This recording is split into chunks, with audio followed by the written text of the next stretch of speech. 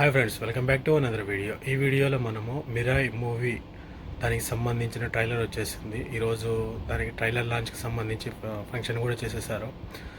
తొందరపాటులో తేజ సజ్జా దాంట్లో మూవీకి స్టోరీకి సంబంధించి కొద్దిగా మొత్తం స్టోరీని రివీల్ చేసేసాడు. ఎందుకంటే ఆల్రెడీ ఒక అస్త్రానికి, అంటే మామూలుగా మిరాయ్ అనే ఒక అస్త్రానికి దానికి కాపాడుతూ ఉన్న శ్రీయ, అంటే వాళ్ళ అమ్మ క్యారెక్టర్ వచ్చేసి తన కోసం, అంటే తను చేసిన త్యాగానికి తన కొడుకు, అంటే ఏమీ తెలియని ఒక వ్యక్తి, అసలు ఏది చేతగాని ఒక వ్యక్తి, ఏ విధంగా అంటే దొంగతనాలు, చిన్న చిన్న పొరపాట్లు ఆడి చేసుకునే వ్యక్తి దేశాన్ని అలాగే ప్రపంచాన్ని కాపాడగలిగేంత కెపాసిటీ ఎలా సంపాదించుకున్నాడు, ఆ అస్త్రానికి ఏ విధంగా వెళ్ళగలిగాడు, దాని తర్వాత వాళ్ళ అమ్మ కోరిక ఎలా తీర్చగలిగాడు అనేది మూవీ స్టోరీ అని చెప్పేసి తొందరపాటులోనూ లేకపోతే ఎగ్జైటింగ్లోనూ మొత్తం అంతా ఓపెన్ చేసేసాడు. దాని తర్వాత ఇంకా జయరామ్ గారు కానీ, జగపతి బాబు కానీ, శ్రియా శరణ్, ఇంకా హీరోయిన్ వచ్చేసి నిఖితా శ్రేయను ఏదో పేరు అవుతుంది ఆమె కానీ లుక్స్ బాగున్నాయి. దాని తర్వాత ఇంకా మంచు మనోజ్, ఆయన డెవిల్గా కనిపిస్తున్నాడు. అంటే మూవీ ఓవరాల్ స్టోరీ అదే, మంచిని చెడు మీద భారీగా ఏమంటారు దాన్ని తాండవం చేసినప్పుడు దాన్ని ఆపడానికి కోసం చెడును అంటే అంటే మంచు మనోజ్ని ఓడించడానికి, దాని తర్వాత శ్రేయ ఆ అస్త్రాన్ని తీసుకెళ్ళి హిమాలయాలలో ఒక ప్లేస్లో దాపెట్టడం కానీ ఏదో ఒకటి జరుగుతుంది. దాని తర్వాత ఏ విధంగా సరే ఆ అస్త్రాన్ని చేజింకించుకోవాలని చెప్పేసి మనోజ్ చాలా ప్రయత్నాలు చేస్తారు.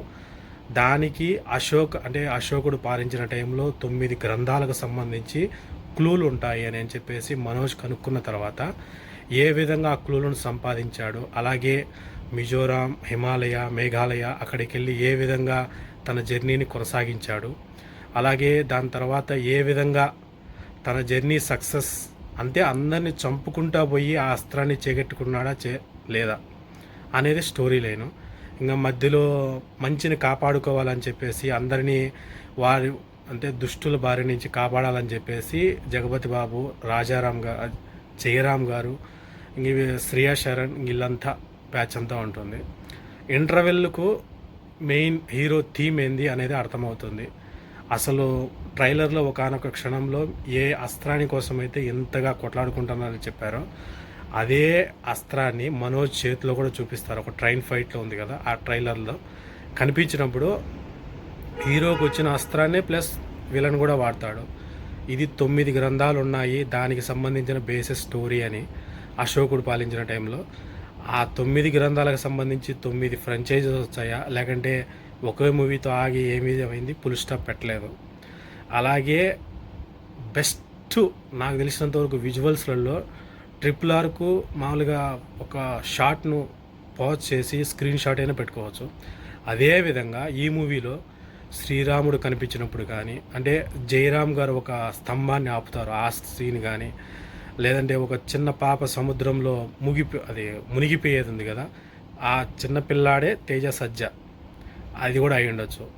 అది కానీ ఇంకా శ్రియా శరణ్ కనిపించినప్పుడు కానీ, హీరోయిన్ని కనిపించినప్పుడు కానీ, జగపతి బాబా చెప్పినప్పుడు, ఇంకా సాయి కుమార్ వాళ్ళన్న ఒకతన శంకర్ అని మళ్ళీ గరుడా క్యారెక్టర్ చేశాడు, అది కేజీఎఫ్లో ఉన్నాడు కదా ఆయన కానీ, సాయి శంకరా లేదు ఏదో పేరు ఆయన పేరు, ఆయన కానీ, వీళ్ళందరూ ఇంకా ఏ విధంగా సినిమాకి ఇంపార్టెన్స్, ఇంకా మెయిన్గా మనోజ్ తన విలనత్వాన్ని ఆల్రెడీగా రీసెంట్గా వచ్చిన భైరవంలో చూపించాడు.